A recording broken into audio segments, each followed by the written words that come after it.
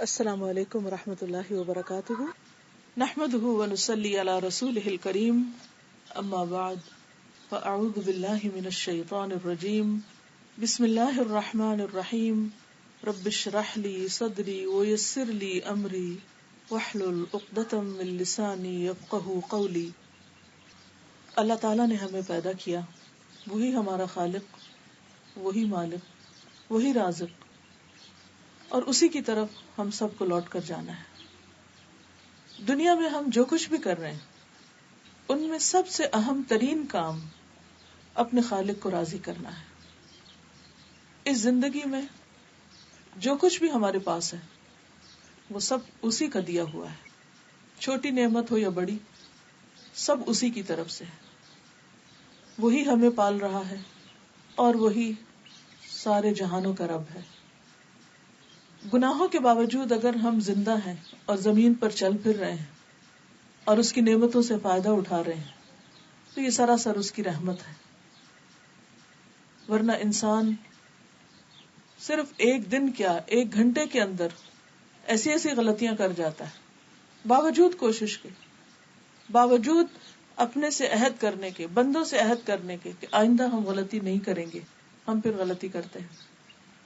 اور اگر وہ پکڑنے پر آ جائے تو کوئی جاندار زندہ نہ رہے، کسی کے پاس جینے کا حق بھی نہ رہے، لیکن یہ اس کی رحمت ہے اور بے پناہ رحمت ہے کہ وہ ہماری ان غلطیوں سے درگزر فرما کے ہمیں مزید نعمتیں دیتا چلا جا رہا ہے۔ لیکن ایک دن یہ سلسلہ ختم ہو جائے گا، وہ وقت جو ہماری زندگی کا آخری وقت ہوگا، اس کے بعد ہماری مہلت، ہماری آزادی سب ختم۔ اس کے بعد نہ ہم نیکی کر سکیں گے اور نہ ہم کوئی گناہ اور نافرمانی کا کام، کتاب اعمال بند کر دی جائے گی، اور انسان نے اپنی زندگی میں جو بھی کچھ کیا ہوگا وہ سب کا سب گن لیا جائے گا، دفتر سمیٹ لیے جائیں گے۔ پھر ہم سب کو اللہ کے حضور حاضر ہونا ہوگا۔ اس حاضری کے لیے جو تیاری ہم کر سکتے ہیں، اس کی رضا کے لیے، اس کی خوشی کے لیے جو بھی ہم کر سکتے ہیں وہ اسی محدود لمیٹڈ پیریڈ آف ٹائم میں کر سکتے ہیں، اس کے بعد وہ ختم ہو جائے گا۔ لہٰذا ہم میں سے ہر ایک کے اوپر لازم ہے کہ وہ اپنی زندگی کے ہر لمحے کو بہت وائزلی، بہت عقل مندی کے ساتھ اور بہت سوچ سمجھ کے گزارے۔ پھسلنا تو راستہ چلنے کے ساتھ ہے ہی، پھسلتے بھی رہیں گے، لیکن پلٹتے آئیں، واپس لوٹتے آئیں اور اپنے رب کی طرف رجوع کرتے رہیں۔ اسی لیے جہاں اللہ سبحانہ و تعالیٰ نے عبادت کا ذکر کیا ہے وہاں ساتھ ہی اللہ سے مدد مانگنے کی بات بھی ہے۔ سورۃ الفاتحہ میں اللہ تعالیٰ فرماتے ہیں ایاک نعبد و ایاک نستعین، صرف تیری ہی ہم عبادت کرتے ہیں اور صرف تجھی سے ہم مدد چاہتے ہیں، عبادت میں بھی اور عبادت کے علاوہ باقی بھی زندگی کی تمام چیزوں میں، کیونکہ عبادت اس وقت تک مکمل نہیں ہوتی جب تک ہم اپنی چھوٹی سے چھوٹی اور بڑی سے بڑی تمنا اور مشکل اور پریشانی اور ضرورت ہر ایک کے لیے اپنے رب کی طرف رجوع نہ کریں۔ کیونکہ عبادت کا کیا مطلب ہے؟ محبت، اطاعت، عاجزی اور انکساری کے ساتھ اللہ کے آگے جھکنا، اور اس جھکنے میں جو اہم ترین اور پسندیدہ ترین چیز ہے وہ ہے اپنی ہر ضرورت کے لیے اللہ کے آگے ہاتھ پھیلانا، اللہ سے مانگنا۔ جب بھی کوئی بھی پریشانی زندگی میں ہو سب سے پہلے اللہ ہی کا خیال دل میں آنا۔ ہم سب اپنا جائزہ لے سکتے ہیں کہ جب ہم دکھی ہوتے ہیں یا کوئی پریشانی ہوتی یا دل پہ کوئی بوجھ ہوتا ہے یا ہمیں کوئی مسئلہ پیش آتا ہے یا کوئی ضرورت پیش آتی تو ہم سب سے پہلے کس کا سوچتے ہیں؟ یہ ایک ٹیسٹ ہے ہمارے لیے۔ ہمیں سب سے پہلے اللہ سبحانہ و تعالیٰ کے بارے میں سوچنا چاہیے کہ وہ ہے نا، کیا مشکل ہے؟ کوئی مشکل نہیں، کیونکہ وہ ہے۔ جب لوگ سو جاتے ہیں وہ اس وقت بھی جاگتا ہے، جب لوگ بھول جاتے ہیں وہ اس وقت بھی یاد رکھتا ہے، جب لوگ ناراض ہو جاتے ہیں وہ اس وقت بھی ہماری سنتا ہے۔ لیکن شیطان جو ہمیشہ بندوں کو اللہ کے راستے سے بھٹکانے کے لیے سرگرم عمل رہتا ہے اور وہ ہر راستے پر بیٹھا رہتا ہے، اور آگے سے بھی آتا ہے اور پیچھے سے بھی اور دائیں سے بھی اور بائیں سے بھی، تو وہ ہمیشہ یہ چاہتا ہے کہ بندہ اپنے رب کو بھول جائے۔ اور شرک کا پہلا دروازہ ہی یہاں سے کھلتا ہے جب بندہ اپنی کسی بھی مشکل میں اللہ کی طرف جانے کی بجائے لوگوں پر توکل کرنے لگے، لوگوں کے پیچھے بھاگنے لگے، انسانوں پر امیدیں رکھے اور انسانوں کو اپنا رازق اور اپنا مالک سمجھنے لگے. کوئی انسان ایسا نہیں کہ جو ضرورت مند نہ ہو. کسی بھی انسان سے جا کر مل کے دیکھیں، چاہے کوئی غریب ہو یا امیر، دنیا کے غریب ترین انسان کو بھی اور امیر ترین انسان کو بھی اور ان کے بیچ کے بھی لوگوں کو، سب کے سب محتاج، سب کے سب ضرورت مند ہیں، اور سب کی ضروریات صرف ایک رب ہی پوری کر سکتا ہے، کوئی بندہ نہیں کر سکتا.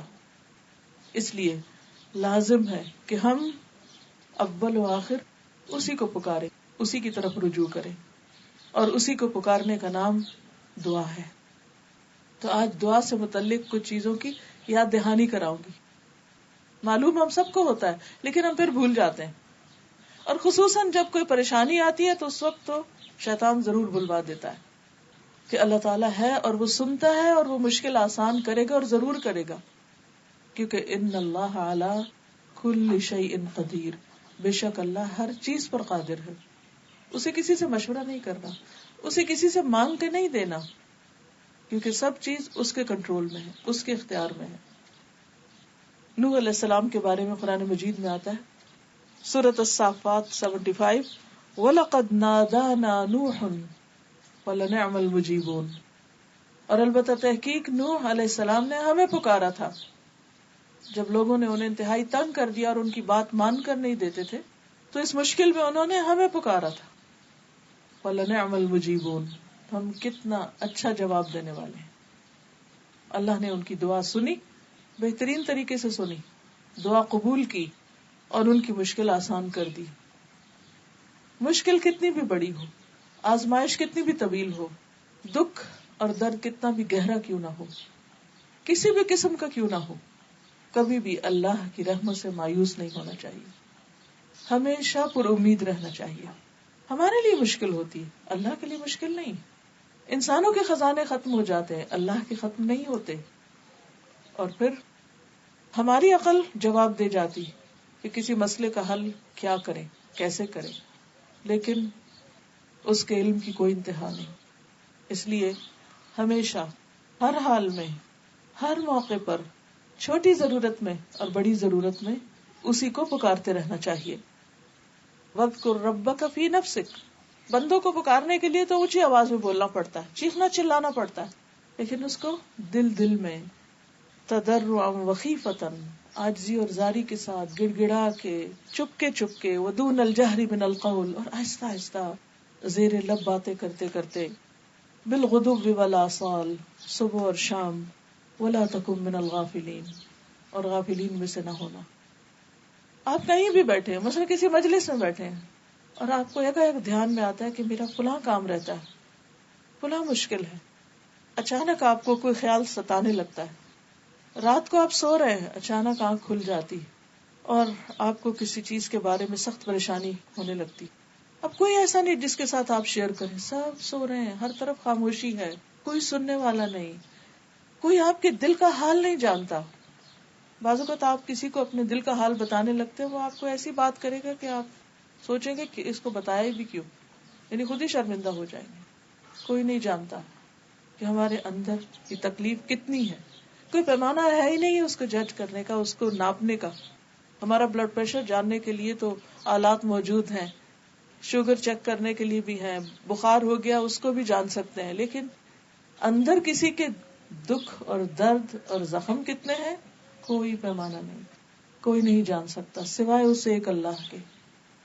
بعض باتیں ایسی ہوتی ہیں کہ جو آپ کسی کے ساتھ شیئر بھی نہیں کر سکتے. کچھ تو ہوتا ہے انسان اپنے بہن بھائی کے ساتھ، دوست کے ساتھ، رشتہ داروں کے ساتھ، قریبی لوگوں کے ساتھ، خیر خواہوں کے ساتھ شیئر کرتا ہے، ان سے مشورہ مانگتا ہے، ان سے مدد مانگتا ہے.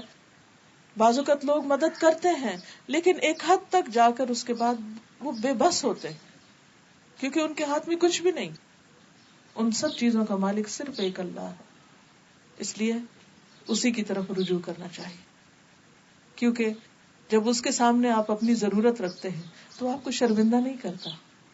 بندوں کے سامنے آپ ضرورت رکھتے ہیں، بندے آپ سے بھاگنے لگیں گے، آنکھیں بند کر لیں گے یا احسان جتائیں گے یا کبھی شرمندہ کر دیں گے اور کبھی دل کھول کے مدد بھی کریں گے، تو آپ ایک بوجھ محسوس کریں گے، آپ احسان تلے بھی آ جائیں گے. اور بعض اوقات ہو سکتا ہے کہ آپ ان سے کچھ شیئر کریں، وہ آگے کسی اور کو بتا دیں، وہ آپ کا پردہ ہی نہ رکھیں، لیکن اللہ سبحانہ و تعالیٰ آپ کا پردہ رکھتے ہیں. کچھ بیماریاں ایسی ہوتی ہیں انسان کو، کچھ روگ ایسے ہوتے ہیں، کچھ دل کے وسوسے ایسے ہوتے ہیں کہ انسان ان کو زبان پہ بھی نہیں لانا چاہتا. ایوب علیہ السلام کے اوپر جب تکلیف آئی تو شیطان نے ان کو طرح طرح کے وسوسے ڈالے. انی مسنی الشیطان بنصب وعذاب، کہ اس نے تھکا دیا، اس نے طرح طرح کے وسوسے ڈالے. بعض بیماریاں جسمانی نہیں ہوتی، قلبی بھی نہیں ہوتی، لیکن وہ ذہنی ہوتی ہیں کہ انسان کچھ چیزوں کے بارے میں کنفیوز ہوتا ہے، سارٹ آؤٹ نہیں کر سکتا، اس کو کسی چیز کے بارے میں رہنمائی، ہدایت چاہیے ہوتی ہے، گائیڈ لائن چاہیے ہوتی ہے، اچھا مشورہ چاہیے ہوتا ہے. پھر بعض اوقات انسان جن کے اوپر اعتماد بھی کرتا ہے وہ دھوکہ دے جاتے ہیں. بعض لوگ اس پر ناراض ہوتے ہیں کہ ان کے بہن بھائیوں نے ان کو چیٹ کر لیا، ان کو غلط مشورہ دیا، کیونکہ بھائیوں کے بیچ میں بھی جیلسیز ہوتی ہیں، جیسے حابیل اور قابیل کے بیچ میں تھی، جیسے یوسف علیہ السلام کے بھائیوں کے بیچ میں تھی. یہ خون کے رشتے ہیں، وہاں بھی جیلسیز ہیں. انسان کمزور ہیں، انسانوں کے اندر بعضوں کے جیلسیز ہوتی. آپ ان سے اعتماد کر کے مشورہ مانگ رہے، وہ آپ کو بالکل الٹی بات بتا رہے جس میں آپ کے لیے اور مصیبت ہے، آپ کو پتہ ہی نہیں کہ آپ دھوکہ کھا رہے ہیں. ایسے میں انسان سوچتا ہے کہ کہاں جائے. جس کا اللہ پر ایمان نہیں ہوتا، جس کو اللہ پر اعتماد نہیں، یقین نہیں، وہ یقیناً اس وقت پریشان ہوگا، وہ حوصلہ ہار جائے گا، وہ مایوس ہو جائے گا. لیکن جن کا اللہ پر ایمان ہوگا، جو واقعی اللہ کے بندے ہوں گے، وہ کبھی بھی مایوس نہیں ہوں گے. وہ چپ کے دل میں، لوگوں کے بیچ میں، کہیں بھی بیٹھے ہوئے، سوتے ہوئے، سو کے جاگتے ہوئے، کسی بھی حال میں اپنے رب کو پکار سکتے ہیں، کیونکہ رب دور نہیں، وہ تو ہماری شہرک سے بھی زیادہ قریب ہے، اس کو تو ہر چیز کا علم ہے. وَنَعْلَمُ مَا تُوَسْوِسُ بِهِ نَفْسُهُ، ہم تو یہ بھی جانتے ہیں کہ اس کے دل میں خیال کیا اٹھتے ہیں. ان اللہ یحول بین المرء وقلبہ، خود انسان کو اپنا وہ پتہ نہیں جو اللہ جانتا ہے اس کے بارے میں. تو اس لیے ہر حال میں اسی کو پکارتے رہنا چاہیے. قل من ينجيكم من ظلمات البر والبحر تدعونه تضرعا وخفيا، آپ کہیے کہ وہ کون ہے جو تم کو خشکی اور دریا کے اندھیروں سے نجات دیتا ہے. یعنی جب کشتیاں ڈوبنے لگتی ہیں تم اس کو پکارتے ہو گڑ گڑا کر اور چپکے چپکے کہ اگر تو ہم کو ان سے نجات دے تو ہم ضرور شکر کرنے والوں میں سے ہو جائیں گے. کیونکہ اس وقت انسان پھر اللہ سے عہد بھی باندھتا ہے کہ ہم اطاعت گزار ہوں گے. پھر ہم دیکھتے ہیں کہ تمام پیغمبروں نے اللہ رب العزت ہی کو پکارا جب بھی ان پر کوئی مشکل آئی، اور اللہ تعالیٰ نے سب انسانوں کے لیے دروازہ کھلا رکھا ہے. فرمایا وَإِذَا سَأَلَكَ عِبَادِي عَنِّي فَإِنِّي قَرِيبٌ أُجِيبُ دَعْوَةَ الدَّاعِ إِذَا دَعَانِ، جب میرے بندے آپ سے میرے بارے میں پوچھے کہ ہمارا رب کہاں ہے، وہ سنتا ہے یا نہیں، وہ مشکل حل کر سکتا ہے یا نہیں، تو ان کو بتا دیجئے کہ میں ان سے بہت ہی قریب ہوں. جب بھی کوئی پکارنے والا مجھے پکارتا ہے تو میں اس کی پکار سنتا ہوں. لہذا جب آپ دعا کریں تو اس وقت یہ یاد رکھیں کہ میری یہ دعا اس وقت میرا رب سن رہا ہے، وہ سن رہا ہے. کبھی غم کے مارے منہ سے بھی الفاظ نہیں نکلتے تو اس وقت سوچا کریں کہ اس وقت میرا رب میرے دل کا حال جانتا ہے، وہ میری پریشانی سے، میرے دکھ سے واقف ہے، جبکہ اور کوئی اندازہ نہیں کر سکتا کہ میں کس حال میں ہوں. کیونکہ جتنا زیادہ اس بات کا یقین ہوگا کہ رب سنتا ہے، اتنا زیادہ آپ کا دعا میں دل لگے گا، اتنا شوق سے آپ دعا کریں گے، اور جتنے شوق سے آپ دعا کریں گے اور جتنی توجہ سے آپ دعا کریں گے اتنی ہی زیادہ وہ قبولیت کا درجہ پائے گی. اور پھر اللہ تعالیٰ صرف سنتے نہیں، اجیب دعوت الداعی، میں جواب دیتا ہوں. گویا دعا کے وقت آپ اپنے رب سے بات کر رہے ہوتے ہیں اور وہ آپ کو جواب دے رہا ہوتا ہے. وہ دعا قبول کرتا ہے، کبھی فوراً، کبھی دیر سے، کبھی اس کے بدلے اس سے بہتر عطا کر کے جس کا انسان کو اندازہ بھی نہیں ہوتا، اور کبھی آخرت کے لیے جمع کر کے. لیکن دعا رد نہیں ہوتی. یہ نہیں ہوتا کہ آپ مانگ رہے ہیں اور آپ کہتے ہیں قبول نہیں ہوئی، کچھ فائدہ نہیں ہوا، ابھی اور کیا مانگنی، اور کیا، کوئی فائدہ نہیں. نہیں، ایسا کبھی بھی نہیں سوچے کہ فائدہ نہیں، ہر حال میں فائدہ ہے. اس لیے مانگتے رہیے، کیونکہ جو نہیں مانگتا اللہ تعالیٰ اس سے ناراض ہوتا ہے. من لم یسأل اللہ یغضب علیہ، کیونکہ نہ مانگنا تکبر کی علامت ہے.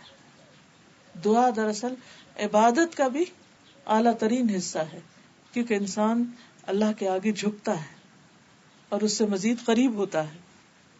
سورۃ المؤمن آیت 60 میں اللہ تعالیٰ فرماتے ہیں وقال ربکم ادعونی استجب لکم، تمہارا رب کہتا ہے مجھے پکارو میں دعا قبول کروں گا. استجب لکم ان الذین یستکبرون عن عبادتی، وہ لوگ جو میری عبادت سے تکبر کرتے ہیں یعنی دعا نہیں مانگتے، یہاں عبادت سے مراد دعا ہے.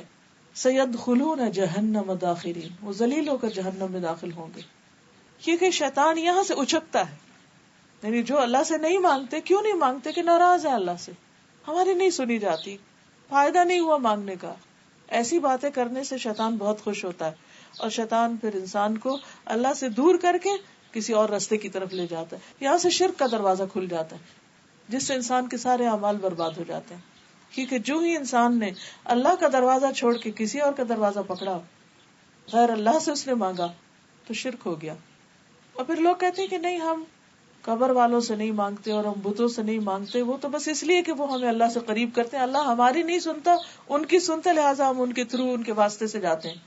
جبکہ اللہ سبحانہ وتعالیٰ فرماتے ہیں وقال ربکم ادعونی، ان کے پاس نہیں جاؤ، مجھے پکارو، استجب لکم، میں جواب دوں گا تم کو، مایوس نہ ہو. اور یہ ایک حقیقت ہے کہ دعا جو ہے وہ انسان کے لیے اجر کا باعث ہے، یعنی سراسر عبادت ہے، یعنی ہم مانگ اپنی ضرورت کی چیز رہے ہوتے ہیں اور اس کے لیے بھی اجر لکھا جا رہا ہوتا ہے. یعنی کتنے حیرت کی بات ہے، جو ملے گا وہ تو ملے گا، لیکن اگر فوراً نہیں مل رہا تو وہ نامہ اعمال میں عبادت کے طور پر لکھی چلی جا رہی، چاہے اپنی زبان میں مانگے، اردو میں مانگے، انگریزی میں مانگے، عربی میں مانگے، کسی زبان میں مانگے، قرآن کے الفاظ میں مانگے، حدیث کے الفاظ میں مانگے، یا اپنی زبان میں مانگے، کچھ بھی مانگیں گے وہ عبادت ہے. الدعاء والعبادہ، دعا ہی عبادت ہے. ایک اور حدیث میں آتا ہے کہ افضل العبادت الدعاء، عبادت میں سے افضل ترین عبادت دعا ہے. اور یہ بھی ہمیں پتہ چلتا ہے کہ دعا کی قبولیت کا اتنا یقین ہونا چاہیے کہ جیسے حدیث میں آتا ہے کہ دعا تقدیر کو بھی بدل دیتی. لا يرد القضاء الا الدعاء، قضاء کو دعا کے سوا کوئی چیز پھیر نہیں سکتی. ولا يزيد في العمر الا البر، اور عمر میں اضافہ نیکیوں سے ہوتا ہے. یعنی کوئی بھی احسان آپ کسی پہ کرتے ہیں تو آپ کی زندگی میں برکت ہو جاتی.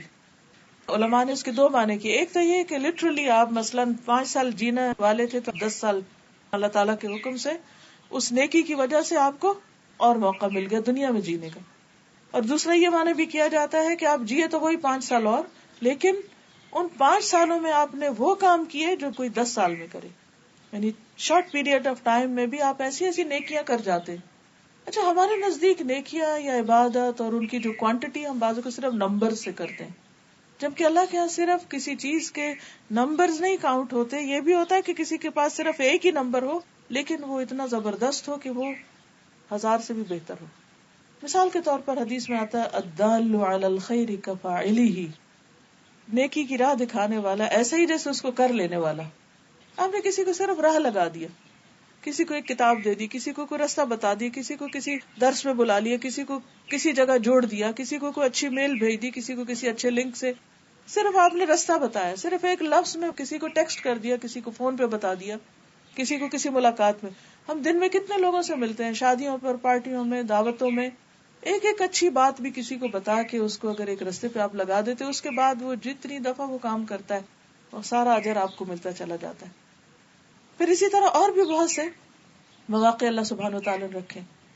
اچھا، اسی طرح یہ بھی آتا ہے کہ بعض اوقات انسان نیکیاں کرتا جاتا ہے لیکن اس سے اتنے درجے بلند نہیں ہوتے کہ کوئی آزمائش یا تکلیف آ جاتی ہے اور اس پر وہ صبر کرتا ہے اور اس تکلیف میں اللہ کی رضا پہ راضی رہتا ہے تو اس سے ایک دم اس کے درجے بڑھ جاتے ہیں. جیسے آپ نے دیکھا ہوگا کہ پودے ہیں تو بعض اوقات کچھ پودے ایسے ہوتے ہیں کہ وہ بہت آہستہ آہستہ گرو کرتے ہیں، پھر ایک سرٹن ایج پر آ کر ایک دم شوٹ کرتے ہیں.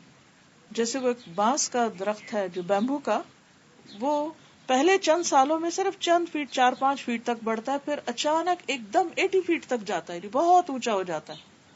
تو مجھے ہمیشہ اس سے یہی مثال یاد آتی کہ بعض اوقات انسان نیکی کے کام کر رہا ہے، اپنی روٹین کے نماز روزہ کر رہا ہے، آدھی لائف ہے اس کی روٹین کی، کہ اچانک کوئی ایسا ٹیسٹ آ جاتا ہے زندگی میں کہ اس کی ساری روٹین درہم برہم ہو جاتی ہے. اب اس کی وہ عبادت، مثلا روزے کا عادی تھا، ہفتے میں سوموار جمعرات کا رکھ رہا ہے، تہجد کی نماز پڑھ رہا ہے، یہ کچھ سب ٹھیک ہے کر رہا تھا، لیکن اب ایسا زلزلہ اس کی زندگی میں آیا، کوئی ایسی تکلیف آ گئی کہ وہ اس کے روزے بھی چلے گئے، اس کی تہجد بھی. اب وہ پریشان ہے کہ میری نیکی کی تو روٹین ختم ہو گئی، چھوٹ گئی. لیکن اس کو نہیں یہ معلوم ہوتا یا اس کو خیال نہیں آتا کہ اس تکلیف سے جو اس نے صبر کیا اور اللہ کی رضا پہ راضی رہا اور اپنی زبان سے کوئی غلط کلمہ نہیں نکالا، وہی بیمبو کے درخت کی مثال کی طرح وہ ایک دم درجے میں وہاں گیا.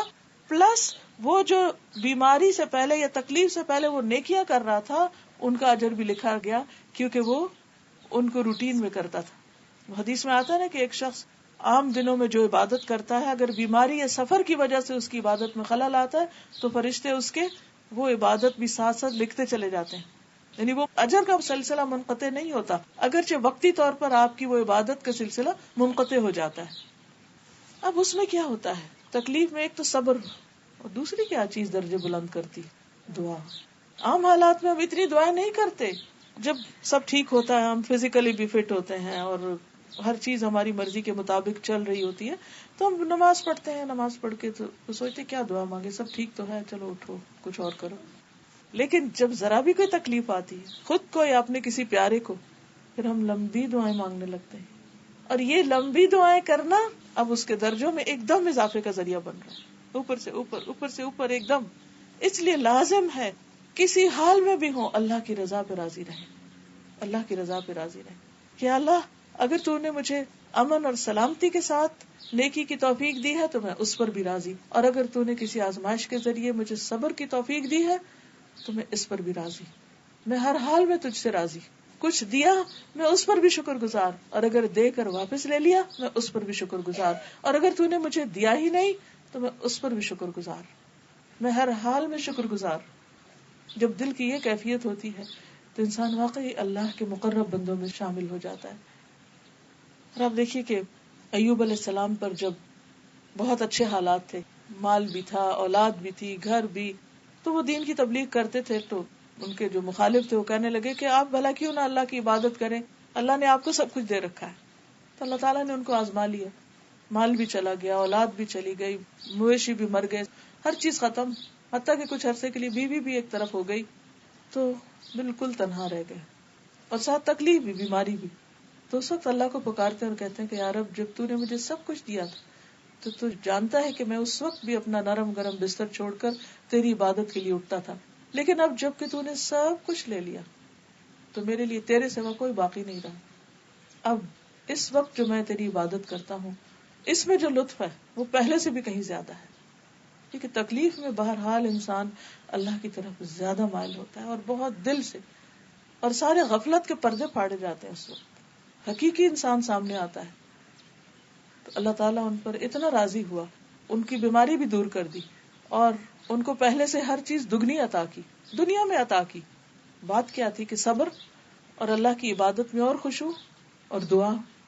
اور دعا بھی آپ دیکھیں کتنی خوبصورت کرتے ہیں، انی مسنی الضر وانت ارحم الراحمین. صرف رحمت کو پکارتے رہتے ہیں کہ تیری رحمت جوش میں آ گئی تو سب کچھ آسان ہو جائے گا. تو اس لیے انسان جس حال میں بھی ہو، عام حالات میں بھی پکارے اور تکلیف میں بھی، لیکن کبھی بھی اللہ سے ناراض نہ ہو. اور یہ یاد رکھے کہ دعا تو قدر کو بھی پھیر سکتی. حضرت عمر جیسے دعا مانگتے تھے کہ اللہ اگر تو نے ہمیں اشقیاء میں سے لکھ رکھا ہے تو ہمیں سعداء میں لکھ لے، اگر ہمارے انجام میں دوزخ لکھی ہے تو ہمارے لیے جنت لکھ دے. تو کر سکتا ہر چیز، بیدک الخیر انک علی کل شیء قدیر. ہم تیری رحمت کے محتاج. تو یہ اصل میں کیا ہے، دعا ایک ایسا ڈائریکٹ کنیکشن ہے اللہ رب العزت کے ساتھ، اتنا قرب کا رشتہ ہے کہ جو کسی اور عبادت میں نہیں ہوتا. ایک سرگوشیاں ہے، ایک مناجات ہے، ون آن ون بیس پر ایک ایسا تعلق ہے کہ جو نہایت پر لطف ہے. آپ دیکھیے کہ آپ انسانوں سے ہی توقع رکھتے ہیں نا کہ وہ آپ کی دل کی بات سمجھ لیں، وہ آپ کے اشارے کو سمجھ لیں، وہ آپ کی ضروریات کو خود ہی سمجھ لیں. اور جو لوگ سمجھ جاتے ہیں ان سے آپ کو ایک دم محبت ہوتی ہے کہ اچھا اتنا کیئرنگ کہ زبان سے کہنا ہی نہیں پڑا اور اس کو خود ہی سمجھ میں آ گئی. تو یہ کون کرتا ہے؟ جو آپ کے بہت قریبی ہوتے ہیں، ماں باپ ہوتے ہیں، دوست ہوتے ہیں، یا جو لوگ واقعی انسانوں کے قدردان ہوتے ہیں، ان کے اندر اللہ نے یہ خوبی ڈالی ہوتی. لیکن ان سب سے بڑھ کر پھر اللہ رب العزت ہماری ہر چیز کو سمجھتا ہے. یہ کیفیت جو ہے اور یہ احساس جو ہے اور یہ یقین جو ہے کہ اللہ جانتا ہے، اللہ نوز، وہ میرے دل کو دیکھ رہا ہے، وہ محسوس کرتا ہے، اس کو سب پتا ہے، بس مجھے اس کی رحمت چاہیے. یا حی یا قیوم برحمتک استغیث. کتنی خوبصورت دعا اللہ کے اسماء الحسنی کے ساتھ.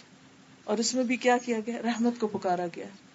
جیسے زکریا علیہ السلام نے کہا تھا کہ لم اکم بدعائک رب شقیہ. تو ضروری نہیں ہوتا کہ انسان کوئی لفظ بول کر ہی مانگے. بعض اوقات دل ایسا غم میں گھٹا ہوا ہوتا ہے کہ یہ بھی سمجھ نہیں آتا کہ کہیں کیا، کیسے مانگے. انسانوں سے جب کچھ مانگنا ہوتا ہے آپ کو تو کتنی دفعہ سوچتے ہیں کیا الفاظ استعمال کریں، کیسے اپروچ کریں، کیا کہیں، کیا بتائیں، کہیں اوفینڈ نہ ہو جائیں، کہیں ناراض نہ ہو جائیں، کہیں ہم سے دور نہ ہو جائیں، کہیں مس انڈرسٹینڈنگ نہ ہو جائے. کتنا کچھ سوچتے ہیں کیونکہ یہ سارے ایکسپیرینس ہم کرتے رہتے ہیں کہ ہماری نیت میں کچھ ایسا نہیں ہوتا، دوسرا کچھ سے کچھ سمجھ لیتا ہے. ہم کچھ کہہ رہے ہوتے ہیں، وہ کچھ اور کہہ رہا ہوتا ہے. لیکن اللہ تعالیٰ کے ہاں ایسا کچھ بھی نہیں ہے، نہ کوئی مس انڈرسٹینڈنگ ہے اور نہ ہی کسی قسم کی کوئی ناراضگی ہے. آپ صرف سوچ رہے ہوتے ہیں، صرف اندر ہی اندر اس کو یاد کر رہے ہوتے ہیں اور وہ سب سمجھ رہا ہوتا ہے. آپ چپکے چپکے پکارتے ہیں، آپ سسکیاں لے کے پکارتے ہیں، آپ سرگوشیاں کرتے ہیں، آپ آواز کے ساتھ پکارتے ہیں، آپ بغیر آواز کے پکارتے ہیں، دل ہی دل میں پکارتے ہیں. کسی کو پتا بھی نہیں ہوتا اور آپ اپنے رب سے کنیکٹڈ ہوتے ہیں. کتنا پیار آتا ہے نا اس پہ کہ سب سمجھتے ہیں، اس کو کوئی مس انڈرسٹینڈنگ نہیں. ہم ایک قدم جائیں وہ 10 قدم ہماری طرف آتا ہے. صبر کرے تو بے حساب اجر دیتا ہے. انما یوفی الصابرون اجرہم بغیر حساب. اگر اس نے ہمارے لیے کچھ لکھا ہے تو اس کو مٹا بھی سکتا ہے، تو تقدیر بھی بدل دے گا، سب ٹھیک ہو جائے گا. لیکن شیطان یہ یقین نہیں آنے دیتا. یہ یقین واپس لانے کی ضرورت ہے. معلوم ہم کو ہوتا ہے اللہ دعا سنتا ہے، لیکن یقین سے ہم نہیں سوچتے. ایک اور حدیث میں آتا ہے من فتح لہ فی الدعاء منکم فتحت لہ ابواب الجنہ. تم میں سے جس شخص کے لیے دعا کا دروازہ کھولا گیا، یعنی جس کو دعا کی توفیق ہو گئی، اس کے لیے گویا جنت کے دروازے کھول دیے گئے. اور جو بھی اللہ سے مانگا جاتا ہے، اللہ کے نزدیک ان میں سب سے زیادہ پسندیدہ چیز عافیت، کہ انسان اپنے لیے عافیت مانگتا رہے. کیونکہ بعض اوقات آزمائشیں انسان کے دین کے لیے اور خطرناک ہو جاتی ہیں. ایک اور حدیث میں آتا ہے کہ ان الدعاء ينفع مما نزل ومما لم ينزل فعليكم عباد الله بالدعاء. دعا ان مصیبتوں میں بھی فائدہ دیتی ہے جو اتر چکی، اور ان میں بھی جو ابھی اتری نہیں واپس چلی جاتی ہیں. مشکل آ رہی ہوتی ہے اور ادھر سے دعا جاری ہوتی ہے، وہ دونوں آپس میں جھگڑتے ہیں. تو دعا اگر پاورفل ہو تو وہ واپس چلی جاتی. اس لیے اے اللہ کے بندو دعا کرتے رہا کرو، سب کچھ ہو بھی، خاص اطمینان ہو تو بھی. لیکن دعا میں سب سے زیادہ چیز جو اہم ہے وہ اخلاص ہے، خالصتاً اللہ کے لیے. وَادْعُوهُ مُخْلِصِينَ لَهُ الدِّينَ. اسے پکارو دین کو اسی کے لیے خالص کرتے ہوئے. یعنی اگر چاہتے ہو کہ عبادت قبول ہو، دعا قبول ہو، تو ریاکاری سے پاک ہو، اور جو کچھ بھی کرو اسی کی رضا کے لیے کرو. اور جب انسان خالص ہو کے اس کو پکارتا ہے اور قریب سے پکارتا ہے اور پورے شعور کے ساتھ پکارتا ہے تو سنی جاتی ہے. لیکن اللہ تعالیٰ غافل دل کی دعا نہیں سنتا کہ ہمارا دھیان کہیں ہو اور ہم زبان سے کچھ الفاظ بس ادا کر رہے ہیں. بعض اوقات ہم قرآنی یا مسنون دعائیں پڑھتے ہیں تو ان کو بس ایک تلاوت کی طرح پڑھ لیتے ہیں، ایک راگ کی طرح پڑھ لیتے ہیں، لیکن اس کے اندر روح نہیں ہوتی. تو یہ بہت اہم چیز ہے کہ انسان اللہ سے قریب ہو کے مانگے، خالص ہو کے مانگے، قبولیت کے یقین کے ساتھ مانگے. اور یہ نہیں کہنا چاہیے کہ اللہ اگر تو چاہے تو قبول کر لے، نہیں چاہے تو نہ کرے، چاہے تو یہ دے دے چاہے تو وہ دے دے. نہیں، اللہ تعالیٰ ہمیں چوائس دیتا ہے، کیا پسند ہے تم کو، جو پسند ہے وہ مانگو، کیونکہ اللہ کے یہاں کسی چیز کی کمی نہیں. تو بہترین سے بہترین مانگو، وہ دے گا. سنن ترمذی کی روایت ہے، ادعوا اللہ وانتم موقنون بالاجابہ، اللہ سے مانگو اجابت یعنی قبولیت کا یقین رکھتے ہوئے. جیسے کسی کے بارے میں آتا ہے نا کہ جب وہ صلاۃ الاستسقاء کے لیے نکلے تو چھتری لے کے نکلے. تو نے کہا کہ چھتری کس لیے؟ کہا کہ اللہ سے دعا کرنے جا رہے ہیں، بارش ضرور ہوگی تو امبریلا ساتھ ہے. آخر ہمیں یہ یقین کیوں نہیں آتا کہ وہ کر سکتا ہے؟ اس کے لیے کچھ بھی مشکل نہیں، اس کو تو کن کہنا ہے اور بادلوں کو حکم دینا ادھر چلے جاؤ اور وہ ہو جائے گا. پھر اسی طرح حدیث میں آتا ہے جب تم میں سے کوئی دعا کرے تو اسے چاہیے کہ پکے یقین کے ساتھ دعا کرے اور اس طرح ہرگز نہ کہے کہ اے اللہ اگر تو چاہتا ہے تو مجھے عطا کر دے. بات دراصل یہ کہ اللہ کی ذات کو کوئی مجبور کرنے والا نہیں ہے. پھر اسی طرح خشوع و خضوع، دعا کے وقت رو کر مانگا جائے تو وہ اللہ کو اور بھی زیادہ پسند ہے. اگر رونا نہ آ رہا ہو تو رونے کی کوشش کی جائے، مسکین ہو کر، عاجز ہو کر، کیونکہ ایک بندگی کی علامت ہے. حدیث میں آتا ہے کہ نبی صلی اللہ علیہ وسلم نے ابراہیم علیہ السلام کے متعلق اللہ تعالیٰ کے قول کہ انہوں نے کہا تھا کہ رب انہن اضللن کثیرا من الناس فمن تبعنی فانہ منی، اور عیسیٰ علیہ السلام کے قول ان تعذبہم فانہم عبادک وان تغفر لہم فانک انت العزیز الحکیم، جب یہ تلاوت کی تو اپنے دونوں ہاتھ اٹھا کر دعا فرمانے لگی، اے اللہ میری امت میری امت، اور یہ کہتے ہوئے رو دیے. ابراہیم علیہ السلام نے کیا کہا تھا کہ جو میری پیروی کرے وہ مجھ سے ہے، اور عیسیٰ علیہ السلام نے کہا کہ اگر تو ان کو عذاب دے تو تیرے بندے ہیں، معاف کر دے تو تیرے بندے ہیں. لیکن حضور صلی اللہ علیہ وسلم نے کیا دعا کی کہ یا رب میری امت میری امت. یہ نہیں کہا کہ جو میری پیروی کرے صرف اس کو بخش دے، بلکہ کیا کہا کہ تو سب کو بخش. تو اللہ تعالیٰ نے حالانکہ وہ سب کچھ جانتا ہے جبریل علیہ السلام سے کہا کہ محمد صلی اللہ علیہ وسلم کے پاس جائیے اور ان سے رونے کا سبب دریافت کیجیے. حالانکہ اللہ تعالیٰ کو خود پتا ہے کہ نبی صلی اللہ علیہ وسلم کیوں روئے ہیں، لیکن پھر فرشتے کو بھیجا کہ پوچھو. جبریل حاضر ہوئے تو آپ نے انہیں رونے کا سبب بتایا، حالانکہ اللہ تعالیٰ کو سب پتا ہے. تو اللہ تعالیٰ نے جبریل علیہ السلام سے کہا کہ آپ جائیے اور انہیں ہماری طرف سے بشارت دیجیے کہ ہم آپ کی امت کے بارے میں آپ کو راضی کر دیں گے، پریشان نہیں کریں گے. یعنی آپ جو اپنی امت کے بارے میں چاہتے ہیں آپ کو خوش کر دیں گے.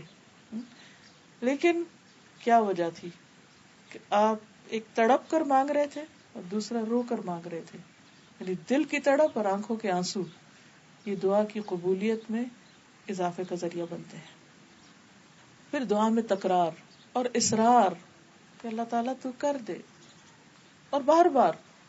یعنی کہ اچھا میں نے وہ صبح مانگ لی تھی، نہیں، پھر مانگیے پھر مانگیے پھر مانگیے. بندے تنگ ہوتے ہیں، اللہ نہیں تنگ ہوتا. بندوں سے اگر آپ اپنی سگی ماں سے بھی ایک سے دوسری دفعہ کچھ پوچھنے ہی جائیں نا، چھوٹے چھوٹے معصوم بچے وہ اگر پوچھ لیں یہ کیا ہے یہ کیا ہے، واٹ از دس، تو کہ چپ کر کے بیٹھو، کیا ہر وقت پوچھتے ہو. اور اگر ایک سے دوسری چیز مانگے گا ایک دفعہ پیار سے کریں گے، گلے لگا کے دیں گے، پھر کہیں گے تم تو روز ہی مانگتے ہو. ماں جیسی ہستی بھی بچے کے بار بار مانگنے سے تنگ آ جاتی، لیکن اللہ تعالیٰ تنگ نہیں آتے. وہ اور زیادہ محبت کرتے ہیں کہ اور مانگو اور مانگو، اس لیے اصرار کرنا چاہیے. پھر اسی طرح ہاتھ اٹھا کے بھی مانگنا چاہیے.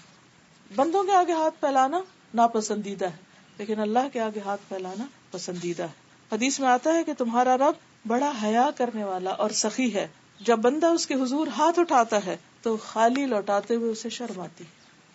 پھر اسی طرح حمد و ثنا کرنی چاہیے، اللہ تعالیٰ کی تعریف کرنی چاہیے، تسبیح پڑھنی چاہیے، کوئی بھی ذکر، اور اسی طرح پہ درود شریف پڑھنا چاہیے. کیونکہ جس دعا کے اول اور آخر میں درود شریف پڑھا جائے وہ دعا قبول ہوتی، کیونکہ درود شریف کے ساتھ 10 رحمتیں آتی ہیں. عبداللہ بن مسعود کہتے ہیں کہ میں نماز پڑھ رہا تھا اور نبی اکرم صلی اللہ علیہ وسلم کے ساتھ ابو بکر اور عمر بھی تشریف فرما تھے. میں دعا کے لیے بیٹھا تو پہلے حمد و ثنا کی، پھر درود بھیجا، پھر اپنے لیے دعا کی. نبی صلی اللہ علیہ وسلم نے فرمایا اس طرح اللہ سے دعا کرو ضرور دیے جاؤ گے. پھر فرمایا اللہ تعالیٰ سے مانگو دیے جاؤ گے. یعنی ان کا یہ عمل آپ نے اپروو کیا. پھر ایک اور چیز یہ ہے کہ جب ہم دعا مانگے تو اس سے پہلے اپنی غلطیوں کا اعتراف کریں، جیسے لا الہ الا انت سبحانک انی کنت من الظالمین، کہ اللہ اگر کسی کام میں رکاوٹ ہے تو میری اپنی کوئی غلطی ہوگی، تو مجھے معاف کر دے. ندامت کے آنسو ہوں. کیونکہ انسان اللہ کا حق تو کبھی دے ہی نہیں سکتا، چاہے ہم کتنے بھی عبادت گزار کیوں نہ ہو. اگر ہم اپنا سارا مال بھی اللہ کے راستے میں دے دیں تو بھی حق ادا نہیں ہوتا، کیونکہ اس نے اس سے زیادہ ہمیں دیا. تو اس لیے انسان جب اپنے گناہوں کی معافی مانگتا ہے اور ندامت میں روتا ہے تو وہ اللہ تعالیٰ کا پسندیدہ ہو جاتا ہے. اللہ تعالیٰ کو رحم آتا ہے ایسے بندے پر.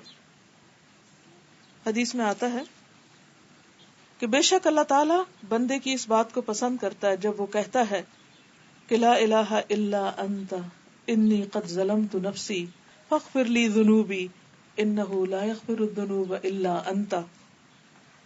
جب یہ دعا کرتا ہے انسان، جس کا معنی ہے کہ لا الہ الا انت، تیرے سوا کوئی الہ نہیں، یقیناً میں نے اپنی جان پہ ظلم کیا، تو میرے گناہوں کو بخش دے، تیرے سوا کوئی گناہ معاف نہیں کر سکتا. تو یہ سن کر اللہ تعالیٰ خوشی سے فرماتا ہے کہ میرے بندے نے یہ جان لیا ہے کہ اس کا رب ہے جو معاف بھی کرتا ہے اور سزا بھی دیتا ہے.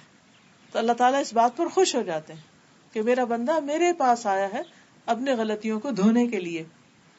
تو اس کے بعد پھر اللہ تعالیٰ جب خوش ہوتے ہیں تو انسان اس سے مانگے تو اس میں قبولیت کے زیادہ چانسز ہوتے ہیں. اور ایک اور روایت میں آتا ہے کہ غفرت لعبدی، میں نے اپنے بندے کو بخش دیا، معاف کر دیا. کیونکہ گناہ انسان کے رزق میں بھی رکاوٹ بنتے ہیں، گناہ انسان کی دعاؤں کی قبولیت میں بھی رکاوٹ بنتے ہیں. اس لیے انسان کو اپنے گناہوں کو دور کرنے کے لیے، ان کو ہٹانے کے لیے پہلے کام کرنا چاہیے. اسی طرح سب سے پہلے اپنے لیے مانگنا چاہیے، پھر والدین کے لیے، قریبی لوگوں کے لیے، پھر سب کے لیے. ربنا اغفر لی ولوالدی وللمؤمنین یوم یقوم الحساب. نبی صلی اللہ علیہ وسلم جب کسی کا ذکر کرتے تو اس کے لیے دعا کرتے، اور دعا کی ابتدا اپنے سے کرتے. اس میں ایک فائدہ یہ بھی ہے کہ انسان جب کسی کے لیے دعا کرتا ہے اور اس سے پہلے اپنے لیے مانگتا ہے تو اس کا مطلب ہے وہ وہی چیز اپنے لیے مانگ رہا ہے جو اس کے حق میں بہتر ہے، تو دوسرے کے لیے بھی وہ مانگ رہا ہے جس کو وہ اپنے لیے پسند کرتا ہے. کیونکہ ایمان کا تقاضا یہی ہے کہ ہم دوسرے کے لیے وہ پسند کریں جو ہم اپنے لیے کرتے ہیں. تو دعاؤں میں بھی یہی اصول ہے. پھر یہ ہے کہ ضروری نہیں کہ بہت لمبی دعا کی جائے. ٹھیک ہے، کبھی کبھی انسان لمبی بھی کر سکتا ہے، لیکن اگر دعا میں چند مختصر الفاظ بھی ہوں مگر کوالٹی اس کی اچھی تو وہ زیادہ بہتر ہے. جیسے لا الہ الا انت سبحانک انی کنت من الظالمین، اور ساتھ انسان روئے اور اللہ کو پکار کے اٹھ جائے، اتنا بھی کافی ہو جائے گا. کیونکہ بعض اوقات ہم سمجھتے ہیں کہ ابھی وقت نہیں، پھر ٹھہر کے دعا کریں گے، جب سب کام ہو جائیں گے، بائی دا ٹائم ہم تھک چکے ہوتے ہیں، پھر ہمت ہی نہیں رہتی، کوالٹی نہیں ہوتی. تو جب دل میں آئے، بس آپ کچن میں کام کر رہے ہیں، کھڑے ہیں، آپ کو کوئی سوچ آتی، کوئی خیال آتے، کوئی پریشانی کی لہر آتی، ویٹ نہ کریں گے اچھا زور کی نماز پڑھیں گے تو پھر دعا مانگیں گے، ادھر ہی کھڑے ہو کے رو کے اللہ سے مانگ لیں. بعض اوقات انسان کے پاس شارٹیسٹ ٹائم ہوتا ہے. یونس علیہ السلام نے مچھلی کے پیٹ میں کتنا مانگا، معلوم نہیں اس وقت ان کا حال کیا ہوگا، سانس بھی آ رہا ہوگا کہ نہیں، اتنے اندھیرے میں اور ایسی بند جگہ کے اوپر.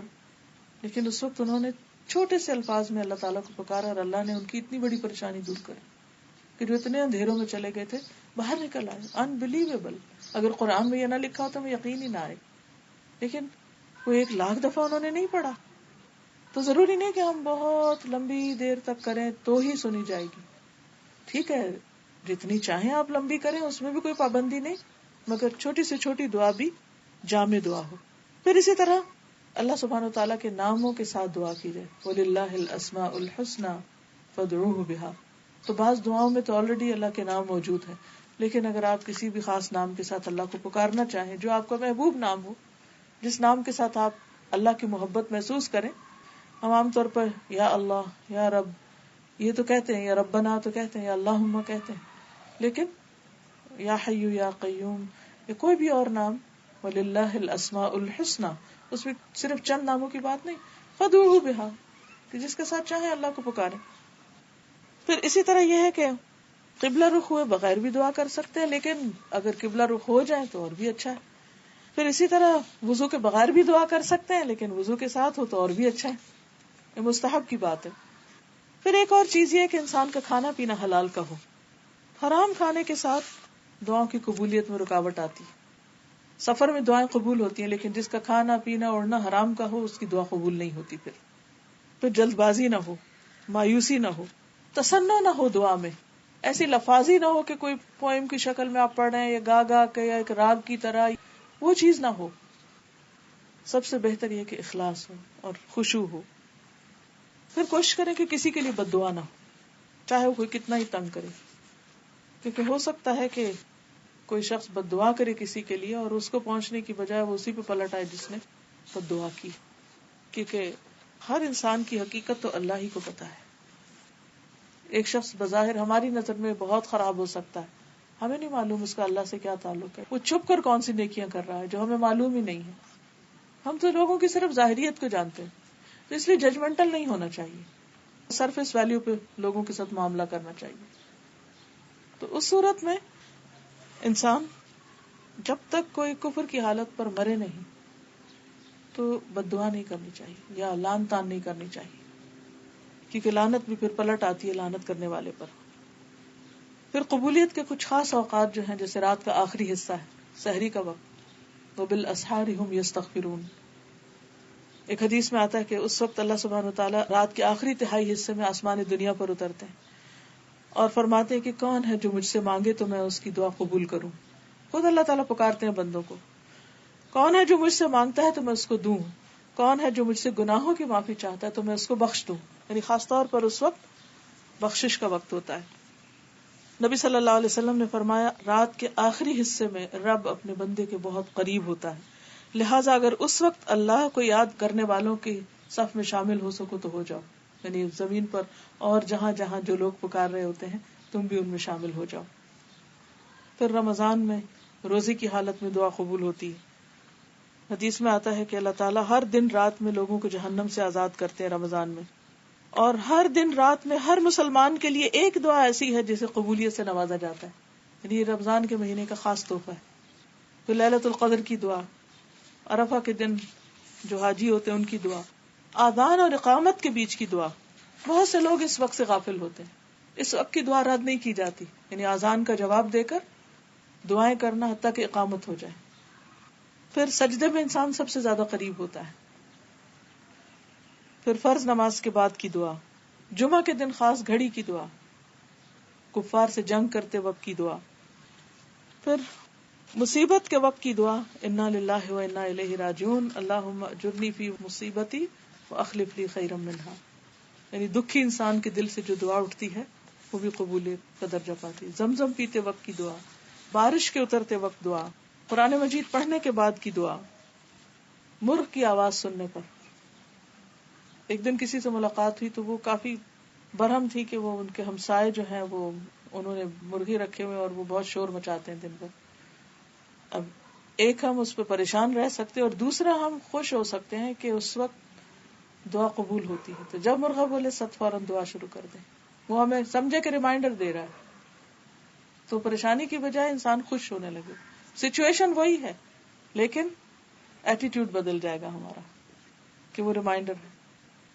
یہ صحیح بخاری کی روایت ہے، جب تم مرغ کے بولنے کی آواز سنو تو اللہ تعالیٰ سے اس کے فضل کا سوال کرو کیونکہ وہ اس وقت فرشتہ دیکھتا ہے، اور جب تم گدھے کے ہینگنے کی آواز سنو تو اللہ تعالیٰ کی پناہ مانگو کیونکہ وہ شیطان دیکھ رہا ہے. دونوں سچویشن. پھر اسی طرح مریض کی جب آپ عیادت کریں تو اس وقت 70,000 فرشتے انسان کے لیے دعا کرتے ہیں. ہم بعض اوقات لوگوں سے کہتے رہتے ہیں آپ ہمارے لیے دعا کریں، دعاؤں میں یاد رکھیں، لیکن کچھ کام ایسے ہیں کہ اگر آپ وہ کریں تو اللہ تعالیٰ آپ کے لیے فرشتے مقرر کر دے گا جو آپ کے لیے دعائیں کریں گے. جس دن آپ پریشان ہوں، دکھی ہوں، تو کسی مریض کی عیادت کے لیے چلے جائیں. ایک تو اس کی تکلیف دیکھ کے آپ کو اپنی تکلیف بھول جائے گی، اپنی کم ہونے لگے گی، اور دوسرا یہ کہ فرشتے آپ کے لیے دعائیں شروع کر دیں گے. پھر اسی طرح جو شخص اللہ کے راستے میں مجاہد ہوتا ہے، حج یا عمرہ کرتا ہے، جو فی سبیل اللہ نکلتا ہے، اس کی دعا قبول ہوتی ہے، جسے مسافر بھی ہوتا ہے. پھر اسی طرح جو مظلوم ہوتا ہے، جس پہ کوئی ظلم کرے. پھر والد جو اپنی اولاد کے لیے دعا کرے، باپ کی دعا بچوں کے حق میں. پھر اسی طرح اولاد جو اپنے والدین کے حق میں دعائیں کرتے ہیں. مرنے کے بعد سارے اعمال ختم ہو جاتے ہیں سوائے 3 چیزوں کے. اس میں نمبر 1 ہے ولد صالح یدعو لہ، نیک اولاد جو اپنے والدین کے لیے دعا کرتی، اور صدقہ جاریہ مال میں سے اور علم میں سے جس سے لوگ فائدہ اٹھائیں. پھر کسی کی غیر موجودگی میں اس کے لیے دعا کرنا، کسی کو دکھی دیکھا اس کے لیے بیٹھ کے دعا کریں، کسی کو بیمار دیکھا اس کے لیے دعا کریں، کسی نے آپ سے اپنی کسی پریشانی کا ذکر کیا اب آپ اپنے لیے دعا کریں، اس کے لیے بھی کریں. آپ چاہتے ہیں آپ کے بچوں کو ہدایت ملے، آپ دوسرے کو بچے کی ہدایت کی دعا کریں. آپ چاہتے ہیں آپ کو رزق ملے، آپ دوسروں کے لیے کشادگی کی دعا کریں. کوئی چیز جو آپ اپنے لیے چاہتے ہیں دوسروں کے لیے مانگنا شروع کر دیں. اللہ تعالیٰ ایسا فرشتہ مقرر کرے گا جو آپ کے لیے دعا کرے گا کہ اللہ اس کو بھی عطا کر جو دوسرے کے لیے مانگ رہا ہے. پھر اسی طرح عادل حکمران جو ہے اس کی دعا قبول ہوتی. پھر وہ شخص جو خوشحالی میں دعا کرتا ہے، جب وہ تنگی میں آتا ہے تو اس کی بھی دعا قبول ہوتی، کیونکہ حدیث میں آتا ہے جو شخص یہ چاہتا ہے کہ اللہ تعالیٰ سختی اور غم میں، تکلیف میں اس کی دعا قبول کرے تو اسے چاہیے کہ خوشحالی میں بکثرت دعا کرے. پھر رات کو جس وقت آنکھ کھلے اس وقت دعا کرنا، اور یہ تو بہت ہی خوبصورت دعا ہے. صحیح بخاری کی حدیث ہے، من تعار من اللیل فقال لا الہ الا اللہ وحدہ لا شریک لہ لہ الملک ولہ الحمد وہو علی کل شیء قدیر الحمد للہ وسبحان اللہ ولا الہ الا اللہ واللہ اکبر ولا حول ولا قوة الا باللہ. پھر اس کے بعد کہ اللہم اغفر لی، یا کوئی اور دعا کرے تو اس کی دعا قبول ہوگی. جو عمر بڑی ہوتی ہے رات کو آنکھ ضرور کھلتی. اب بعض لوگوں کو کسی بیماری کی وجہ سے بھی رات کو کئی دفعہ ان کی آنکھ کھل جاتی، تو یہ دعا لکھ کے اپنے پاس رکھ لیں یا زبانی یاد کر لیں. یہ سارے حصے ہم کو یاد ہیں الگ الگ، صرف اس ترتیب میں یاد کرنے کی ضرورت ہے. سب سے پہلے لا الہ الا اللہ وحدہ لا شریک لہ لہ الملک ولہ الحمد وہو علی کل شیء قدیر، سب کو آتا ہے، اتنی ہوگی. پھر الحمد للہ اور سبحان اللہ، لا الہ الا اللہ واللہ اکبر ولا الہ الا اللہ واللہ اکبر، اور ولا حول ولا قوة الا باللہ. اب آپ دیکھیے کہ اتنا پڑھ کے پھر کیا کریں، اللہ مجھے معاف کر دے، اللہم اغفر لی. تو جو شخص یہ چاہتا ہے کہ اس کا رزق وسیع ہو، اس کی اولاد ہو، اس کی اور نعمتیں ہوں، تو اس کو استغفار کے لیے کہا گیا. سورۃ نوح میں آتا ہے فَقُلْتُ اسْتَغْفِرُوا رَبَّكُمْ إِنَّهُ كَانَ غَفَّارًا يُرْسِلِ السَّمَاءَ عَلَيْكُمْ مِدْرَارًا وَيُمْدِدْكُمْ بِأَمْوَالٍ وَبَنِينَ وَيَجْعَلْ لَكُمْ جَنَّاتٍ وَيَجْعَلْ لَكُمْ أَنْهَارًا مَا لَكُمْ لَا تَرْجُونَ لِلَّهِ وَقَارًا. استغفار سے تو اس وقت اللہم اغفر لی کہہ دیں یا کوئی اور دعا. تو اگر رات کو سائڈ بھی بدلے اور آنکھ کھل جائے تو یہ دعا پڑھ کے دعا کر، صرف عادت ڈالنے کی ضرورت ہے، تو اس وقت کی دعا قبول ہوتی. اور اگر خاص طور اگر رات کے پچھلے حصے میں آنکھ کھلے تو اس وقت اور بھی اللہ تعالیٰ آسمان دنیا پر دیکھ رہے ہوتے ہیں کہ کون مجھ سے مانگے کہ میں اس کو دوں. لیکن ہم ان اوقات کو بعض اوقات غفلت سے، بعض اوقات بھول کے ضائع کر دیتے ہیں. تو آج کی اس گفتگو اور شام کی اس مجلس کا مقصد یہی تھا کہ میں اپنے آپ کو اور آپ سب کو بھی ریمائنڈ کراؤں کہ دعاؤں میں اور زیادہ آگے بڑھیں، بجائے اس کے کہ پریشان بیٹھے سوچتے رہے. اس سوچنے کے وقت کو بھی دعا کے لیے استعمال کریں، بجائے اس کے کہ دل میں ہر وقت اپنے آپ کو کاٹتے رہیں اور غمگین رہیں اور دکھی رہیں اور پریشان رہیں اور آنسو بہاتے رہیں. اس رونے کو بھی دعا میں بدل لیں. تو انشاءاللہ قیامت کے دن جب انسان ان دعاؤں کو بھی جو قبول نہیں ہوئی ان کا اجر دیکھے گا تو انسان چاہے گا کاش دنیا میں ایک بھی دعا قبول نہیں ہوتی اور سب کا اجر آج مجھے یہاں ملتا. کیونکہ بعض اوقات انسان کے باقی نیکیاں اتنی نہیں ہوتی، لیکن یہ جو دعائیں مانگتا رہتا ہے وہ اس کے اعمال میں بہت زیادہ اضافے کا ذریعہ بن جاتے ہیں. پھر ایک حدیث میں آتا ہے کہ 3 بندے ایسے ہیں جن کی دعا اللہ تعالیٰ رد نہیں کرتا. کثرت سے اللہ کا ذکر کرنے والا، وہ ذکر کرتا رہتا، بیچ میں کوئی دعا مانگ لیتا ہے اس کی قبول ہو جاتی. مظلوم اور عادل حکمران. پھر اسی طرح توبہ کرنے والا. لیکن کچھ لوگ ایسے ہیں کہ جن کی دعا قبول نہیں ہوتی. حدیث میں آتا ہے کہ 3 آدمی دعا تو کرتے ہیں لیکن ان کی دعا نہیں قبول ہوتی. وہ آدمی جس کی بیوی برے اخلاق والی ہو اور اسے طلاق نہ دے، یعنی انتہائی بد زبان ہے، بد اخلاق ہے. وہ آدمی جس نے کسی سے قرضہ لینا ہے لیکن اس پر کوئی گواہ نہ بنایا، تو وہ مانگتا ہے کہ مجھے واپس مل جائے میرا پیسہ لیکن کوئی گواہ نہیں. اور وہ آدمی جس نے بے وقوف آدمی کو مال دے دیا، حالانکہ اللہ تعالیٰ نے فرمایا کہ اپنے مال بے وقوفوں کے حوالے نہ کرو. کسی ایسے شخص کے ساتھ پارٹنرشپ کی یا انویسٹمنٹ کی کہ جو بے وقوف تھا، اس کو سمجھ ہی نہیں تھی اس کام کی. بعض اوقات لوگ اپنی باتوں سے لوگوں کو بے وقوف بنا لیتے ہیں اور لوگ اپنا بڑا بڑا پیسہ گنوا بیٹھتے ہیں.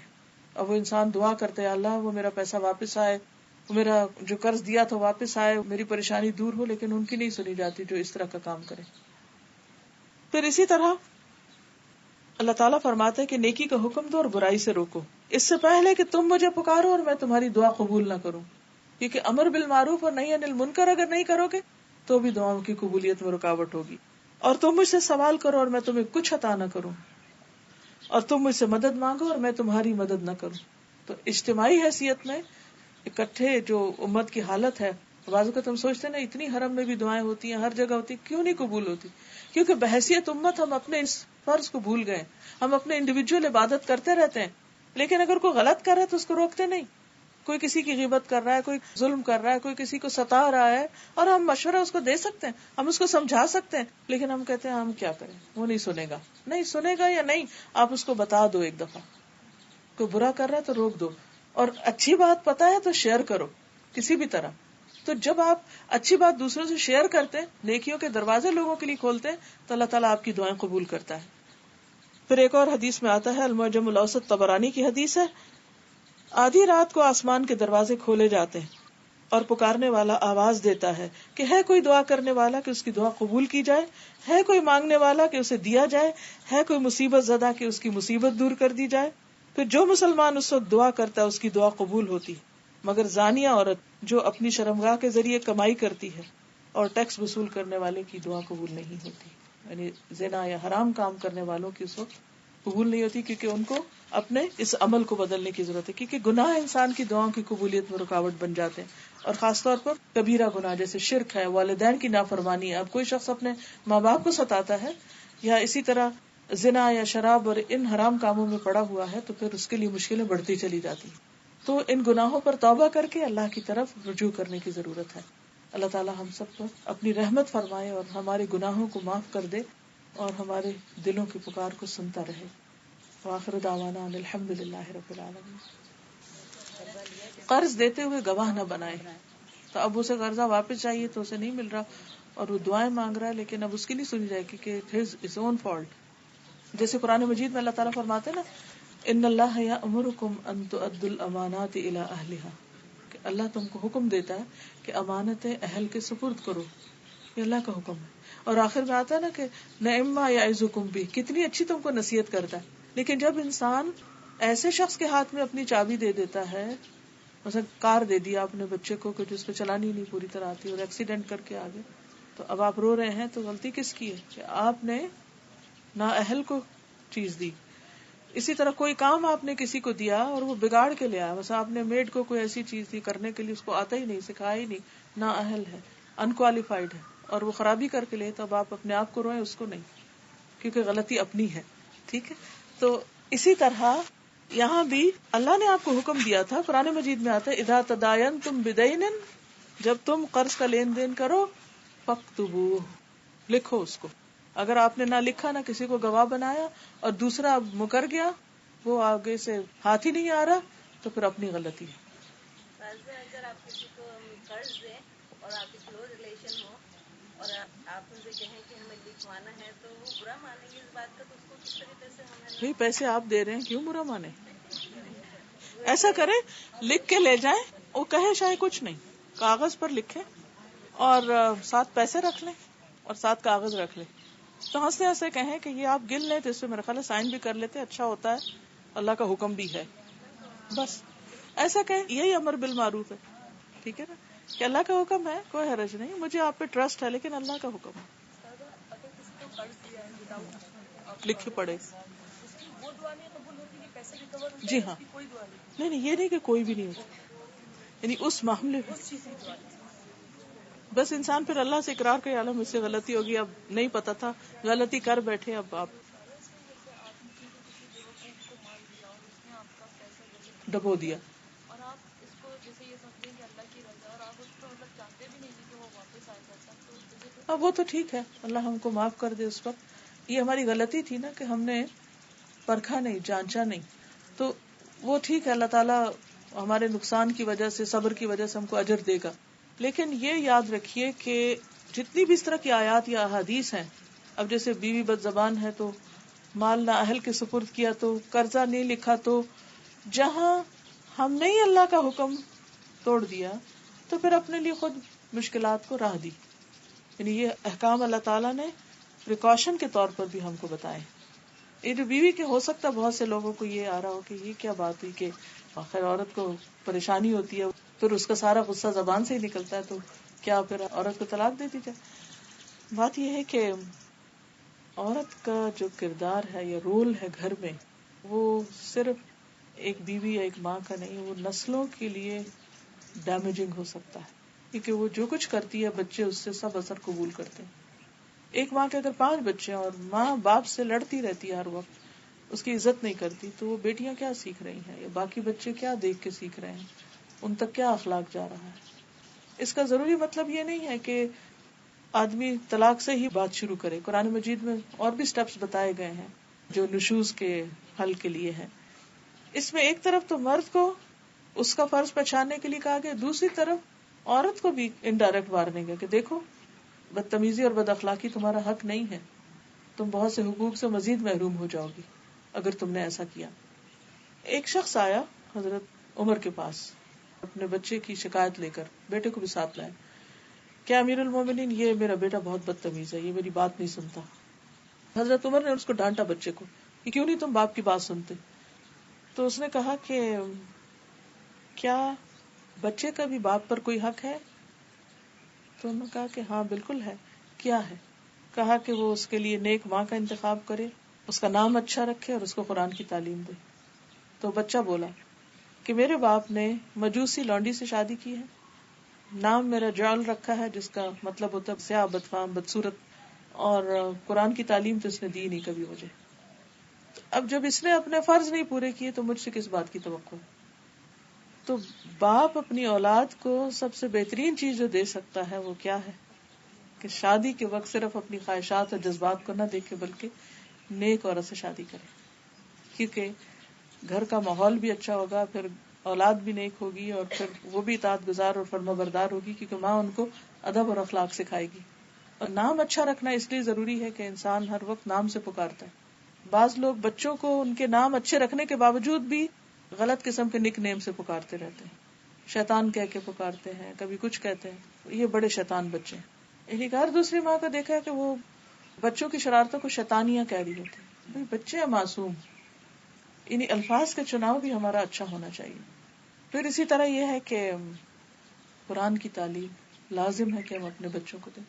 ہم ہر طرح کی تعلیم کے لیے فکر کرتے ہیں اور محنت کرتے ہیں، لیکن اللہ کی کتاب کی طرف ان کو نہیں لاتے. تو اس لیے اگر ہمیں بچوں سے کوئی شکایت ہو تو پہلے خود کو دیکھیں ہم نے کیا کیا، اور اس کے لیے پھر حل کیا ہے، واپس اپنے گناہوں کا اعتراف، اپنی اصلاح، اچھے رول ماڈل بن کے پھر بچوں کی اصلاح. اسلام ہمیں اجازت دیتا ہے کہ آپ ایک کرسچن اہل کتاب سے شادی کریں. جی. لیکن استاد جب ہم یہ دیکھتے ہیں کہ ایک عورت جو ہے، ایک ماں جو ہے، اس کا اتنا بڑا رول ہے، وہی گھر کو اور بچوں کو کرنے والی ہے. کیونکہ میں جیسے آپ اپنے انوائرمنٹ میں میجورٹی لوگوں کو دیکھیں جنہوں نے کرسچن عورتوں سے شادی کی ہوتی ہے، لیکن وہ بچے جو ہوتے ہیں وہ کنفیوز ہوتے ہیں. وہ پھر موسٹ آف دا ٹائم یا ان کو کوئی ریلیجن نہیں ہوتا یا پھر وہ کرسچن ہو جاتے ہیں. کیونکہ ہم ایک حکم پر تو عمل کر لیتے ہیں کہ وہ اس سے شادی کر، باقی سارے فرائض بھلا دیتے ہیں کہ اس کو بھی دین سکھانا ہے اور اپنے بچوں کے دین کا بھی انتظام کرنا ہے. کیونکہ دین کے صرف ایک حکم پر یا ایک رخصت پر عمل کر کے سب کچھ ٹھیک نہیں ہوتا. دوسرے ایک حضرت عمر نے تو روک دیا تھا نا پھر کہ اگر حالات ایسے ہوں کہ مسلمان نسل بگڑنے کا اندیشہ ہو تو اس اجازت یا رخصت کے اوپر بین بھی لگایا جا سکتا ہے. بعض اوقات ماں باپ لگا سکتے ہیں، بعض اوقات کوئی اور لگا سکتا ہے. اصل میں قرآن مجید میں اللہ تعالیٰ فرماتے ہیں یا ایھا الذین آمنوا قوا انفسکم واہلیکم نارا. تو کیا اس میں پھر اہل میں اگر وہ بیوی آ گئی تو اس کو آگ سے نہیں بچانا، اس کو ویسے ہی چھوڑ دینا؟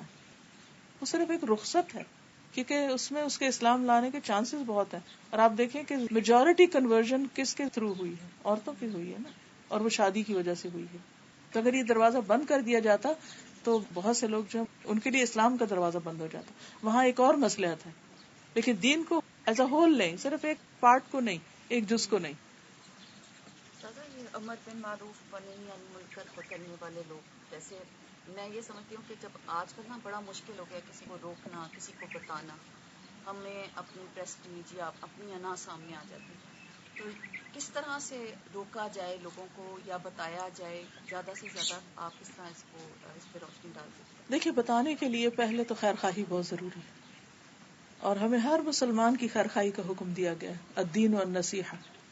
تو ہر ایک سے خیر خواہی. جب آپ کسی کو دیکھتے ہیں کہ وہ جا رہا ہے کسی ہلاکت کے گڑھے میں تو کیا آپ اس کو روکیں گے نہیں؟ کوئی شخص غلط کر رہا ہے تو کیا آپ اس کو پکڑیں گے نہیں؟ دنیا میں اگر کوئی کسی ڈچ میں جانے والا ہو تو ہم کھینچ کے بھی پکڑیں گے، چیخ کے بھی پکڑیں گے. ہم یہ نہیں سوچیں گے برا مان رہا ہے. جہنم کا گڑھا اس سے بڑا ہے. جب اس طرف کوئی جا رہا تو ہمیں کیوں نہیں دکھائی دیتا وہ؟ جب اینڈ اس کا نظر آئے گا نا ہم کو کہ وہ کہاں پہنچنے والا ہے, تو ہم چیخ اٹھیں گے کہ یا اللہ ایسے کیسے چھوڑ دوں. نہیں چھوڑ سکتے ان کو ایسے. پیار سے مانے, ڈانٹ کے مانے, کچھ بھی کریں, ان کو روکنا ہے. پھر انشاءاللہ اللہ تعالیٰ رستے بھی سکھا دے گا اور آسان بھی کر دے گا. اور کوئی کام کرنے سے آتا, کرتے کرتے تجربہ ہو جاتا ہے, کیونکہ ہم نے کبھی کیا نہیں ہوتا تو اس لیے شروع میں غلطیاں بہت ہوتی ہیں, پھر سیکھ جاتا ہے انسان. لیکن یہ سوچنا ضروری ہے کہ یہ کرنا لازم ہے. جی آپ نے ایک بات کہی تھی کہ جب ہم دعا مانگے تو بالکل دو ٹوک ہو یا واضح ہو, کہ ایسا نہ ہو کہ اللہ تو چاہے تو دے دے اور تو نہ چاہے تو دے دے. لیکن بعض دفعہ ایسی آزمائش یا بیماری ہوتی ہے کہ انسان سوچتا ہے پتہ نہیں اس میں میرے لیے کوئی خیر چھپی ہو. تو ایسے میں اگر ہم یہ دعا کریں کہ یا اللہ اس میں اگر ہمارے لیے خیر چھپی ہے تو ہمیں صبر دے. نہیں, بیماری ہے تو علاج کرانا بھی لازم ہے اور شفا کی دعا بھی کرنی چاہیے. یہ نہیں کہنا چاہیے کہ کیا پتا بیماری اچھی تو اس لیے رہے نا. آپ مانگے, پھر اللہ کو پتا ہے کہ آپ کو کیا دینا ہے اور کیا نہیں, کیونکہ وہ ہم سے زیادہ ہمارے حق میں بہتر فیصلہ کرتا ہے. عسیٰ ان تحبوا شیئا وہو شر لکم وعسیٰ ان تکرہوا شیئا وہو خیر لکم. جی زانی عورت, ٹیکس کلیکٹر, یہ ظلم کے ساتھ جو لوگوں سے ان کے مال کا حصہ لیتے ہیں, وہ تو ایک اوور آل عوام کے اوپر جیسے ہو رہا ہے, لیکن بعض اوقات یہ صورت ہوتی ہے کہ وہ انڈیویجول کی پاکٹ میں چلا جاتا ہے. It doesn't come back. جی اس طرح کے دیکھتے ہیں. جو نماز کے بعد عادت ہوتی ہے, ایک سارٹ آف دعا جو مانگتے ہیں ہر نماز کے بعد, جی لازم نہیں کرنا چاہیے, آپ کر بھی لے نہ کرے, لیکن بعض کرتے ہیں کہ نہیں ہاتھ اٹھا کر ہی مانگے نماز کے بعد. وہ تو ذکر بھی نہیں کرتے, اسٹریٹ اوے دعا straight, بالکل بس کرنی ہے. جی, تو اس میں یہ ہے کہ لازم نہیں کہ ہاتھ اٹھائیں, ویسے بھی کر سکتے ہیں. But if you feel the need کبھی آپ نماز کا ایکسٹرا بیٹھے کر لیں, کوئی حرج نہیں, بس اسے فرض نہ بنائیں, فرض کا درجہ ہے. مگر کافی ساری دعائیں جو ہے نماز کے اندر ہی مانگ لے سلام پھیرنے سے پہلے, یہ بھی کہتے ہیں وہ ٹھیک ہے, لیکن نماز کے بعد چونکہ حدیث میں واضح الفاظ میں آتا ہے کہ فرض کے بعد دعا قبول ہوتی ہے, تو چاہے اندر مانگے ہو بعد میں بھی مانگے, کیونکہ وہ قبولیت کا وقت ہے. اور یہ سجدے میں جو دعا مانگتے جی ہیں ہاں, تو یہ جو ہے سنت کی دعا مانگے کہ اپنی زبان سے بھی عربی میں مانگے, عربی میں عربی میں مانگے. فرض نماز میں تو آپ وہی مسنون ہی مانگے, لیکن نفل وغیرہ پڑھے تو دوسری بھی مانگ سکتے. اس میں یہ ہے کہ انسان یا حی یا قیوم برحمتک استغیث اگر مانگتا رہے تو اللہ کی رحمت آ جائے, کیونکہ لمبی چوڑی اور سب کچھ کور ہو جائے گا, شادیوں کے سب کچھ اللہ کی رحمت آ گئی, ہر مسئلہ حل ہو جائے گا. تو مختصر اپنی اردو وغیرہ انگلش میں نہیں مانگے, نماز کے سجدے میں نہیں, کیونکہ نماز ایک فارمل عبادت ہے نا, تو فارمل میں فارمل لینگویج ہی چلے گی. کچھ لوگ ہوتے ہیں, جیسے میں کسی کو جانتی ہوں, ان کو مطلب ایسے ہے جو اپنے ہسبینڈ اینڈ وائف کے پرابلمز ہیں, اب ان کی وہ پرابلمز اتنے زیادہ, اب ان کو جتنا بھی کہیں کہ آپ اللہ سے دعا کریں, آپ اللہ سے مانگے, لیکن وہ پھر بھی اتنے انسیٹسفائیڈ ہوتے ہیں, یا تو وہ دین کے قریب نہیں ہوتے, یا ان کا اللہ سے وہ بانڈنگ نہیں ہو رہی ہوتی, پھر وہ ایک ایک کو فون کریں گے کہ میرے ساتھ اب یہ پرابلم ہے, اب یہ پرابلم ہے. آپ ان کو کیسے سمجھائیں کہ بھائی آپ ان پہ شرط لگا دیں کہ آئندہ مجھے فون کرنے سے پہلے 2 نفل پڑھ کے دعا کر کے مجھے اس سے بات کرنا ہے. یس, کیونکہ اصل میں خرابی یہاں ہوتی ہے کہ ہم ہر وقت اپنے جو دل میں پریشانی وہ لوگوں سے شیئر کرتے رہتے ہیں, اور کرا کے پھر مطمئن ہو جاتے ہیں, وہ اندر ابال آتا ہے وہ نکال دیتے ہیں, اور اللہ کی طرف رجوع نہیں کرتے. کیونکہ اگر اس وقت کو بھی اللہ سے مانگنے میں لگائیں تو ایک تو مسئلہ حل ہو, اور دوسرا یہ کہ لوگوں کو پریشان نہ کریں.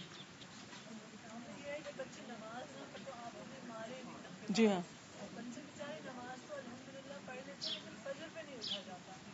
کس حد ان کی, کیونکہ وہ 1 گھنٹے کا رونا مچ جاتا ہے کہ اٹھتے ہیں. اس وقت نہیں رونا, وہ 1 دن پہلے رونا ہے ان کے سامنے بیٹھ کے.